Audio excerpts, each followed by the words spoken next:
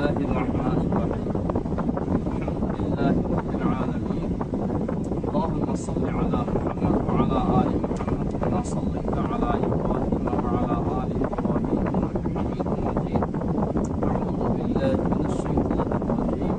بسم الله الرحمن الرحيم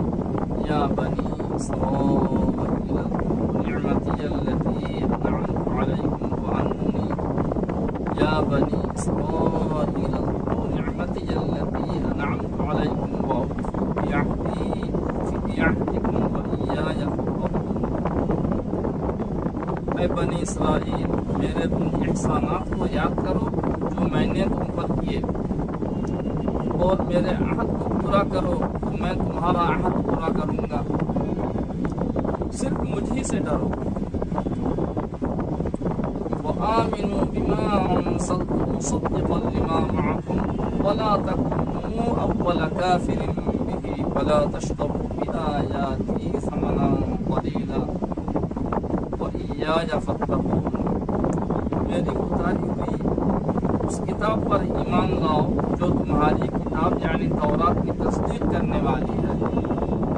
تم قرآن کے اول منکرین مت بنو میرے احکامات کے معاوضے میں حقیر معاوضہ مت لو میرے احکامات کے مقابلے میں حقیر معاوضہ مت لو خاص مجھ سے ڈرو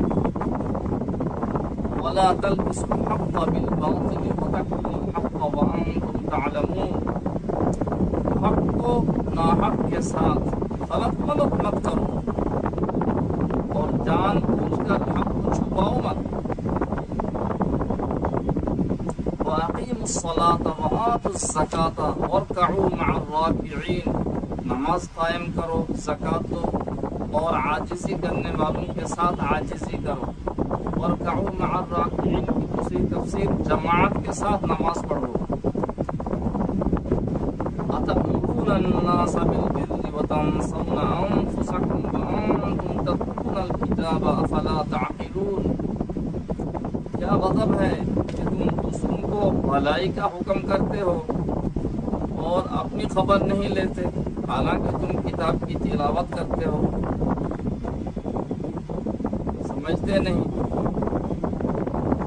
وَاسْتَعِينُوا بِالصَّبْرِ وَالصَّلَاةِ وَإِنَّهَا لَكَبِيرَةٌ إِلَّا عَلَى الْخَاشِعِينَ الَّذِينَ يَظُنُّونَ أَنَّهُم مُّلَاقُو رَبِّهِمْ وَأَنَّهُمْ إِلَيْهِ رَاجِعُونَ صبر اور نماز سے مدد لو بے شک نماز دشوار ہے مگر خشوع والوں پر دشوار نہیں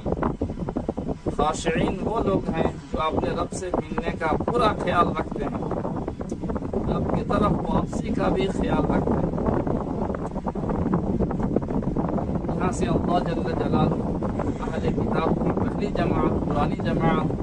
بنی اسرائیل سے خطاب کر رہے ہیں ایمان کی دعوت دے رہے ہیں کہ وہ نبی آخر زمان محمد رسول اللہ صلی اللہ علیہ وسلم پر ایمان لے آئیں قرآن پر ایمان لے آئیں چونکہ اہل کتاب مخلوق کے ڈر سے ایمان نہیں لاتے تھے ان کے معاشرے کا کوئی آدمی اور لیڈر آدمی اسے قتل کرتے اس ڈر سے وہ لوگ ایمان قبول نہیں کرتے اب بھی یہود نصارہ میں یہ بات مشہور ہے پھیلائی ہوئی ہے کہ جو بھی مسلمان بنے گا اسے ہم قتل کر دیں گے ہم نے ان کے معاشرے کے ان لوگوں سے یہ بات معلوم کی ہے جو لوگ مسلمان ہو چکے ہیں براہ راست ہم نے ایسے لوگوں سے ملاقات کی ہے الحمدللہ تو وہ لوگ اپنے معاشرے سے بھاگ کر دوسری جگہ چلے گئے پھر ایمان قبول کیا یا ایمان قبول کر کے بھاگ گئے اپنے معاشرے کو چھوڑ کر کے اللہ جل جلالہ یہی کہہ رہے مجھے سے ڈرو مخلوق سے ڈرنے کی ضرورت نہیں اللہ سے جو آدمی ڈرے گا دنیا کی کسی جگہ میں پہنچ جائے اللہ اس کی کفالت کر لے گا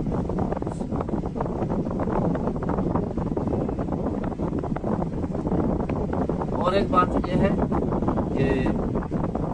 جو أَتَأْمُرُونَ النَّاسَ بِالْبِرِّ دوسروں کو وہ بھلائی کو حکم کرتے تھے مدینے کے کچھ بارسوخ یہود تورات پڑھے ہوئے تھے مسلمان بن گئے تھے تو ان کے غیر مسلم یہود رشتہ دار کہتے تھے ٹھیک کیا تم لوگوں نے ایمان اسلام کو قبول کیا جمع رہو اسلام پر مگر خود مسلمان نہیں بنتے تھے तारीफ, खुशू का तर्जमा तवाज़ु है, इंकिसारी है, मगर खुशू की बेहतरीन तारीफ हज़रत अल्लामा अनवर शाह कश्मीरी अलैहिर्रहमा ने कुरान शरीफ की तकरीर में इरशाद फरमाया और उसको अल्लामा बदर आलम मिर्ची रहमतुल्लाह अलैहि ने नकल फरमाया फैज़ुल बारी में। बहुत आसान, खुशू बहुत ही आसान अमल है, हम लोग भी खुशू के साथ नमाज अदा कर सकते हैं। हज़रत ने फरमाया अल्लामा अनवर शाह कश्मीरी अलैहिर्रहमा ने कि मुसल्ली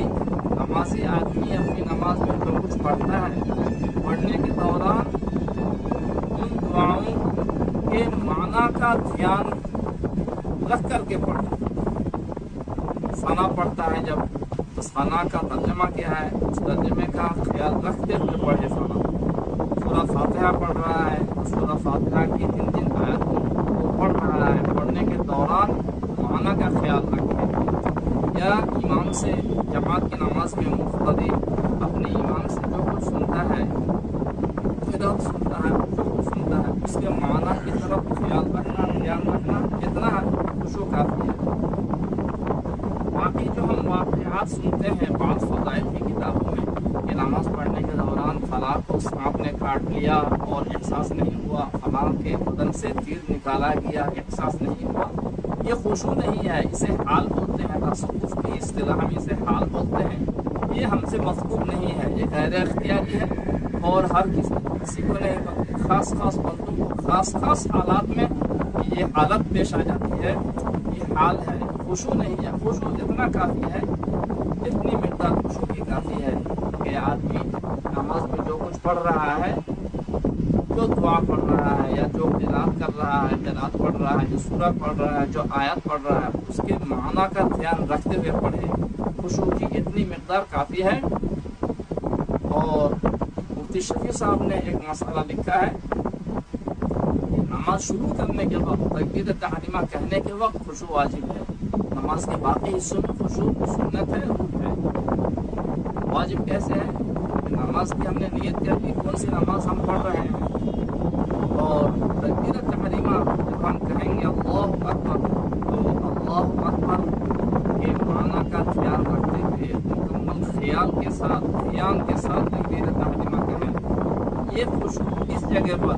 वाजिब उन्होंने लिखा है, वाजिब है। इसलिए नमाज शुरू करने के वक्त काफ़ी ध्यान और ख्याल के साथ नमाज शुरू करनी चाहिए,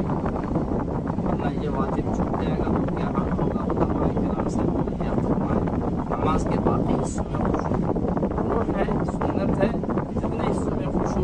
बाकी रहे, जितने हिस्सों का सवाब मिलता है, और जहाँ पर खुशू की मिक़दार बिल्कुल ही उड़ गई तो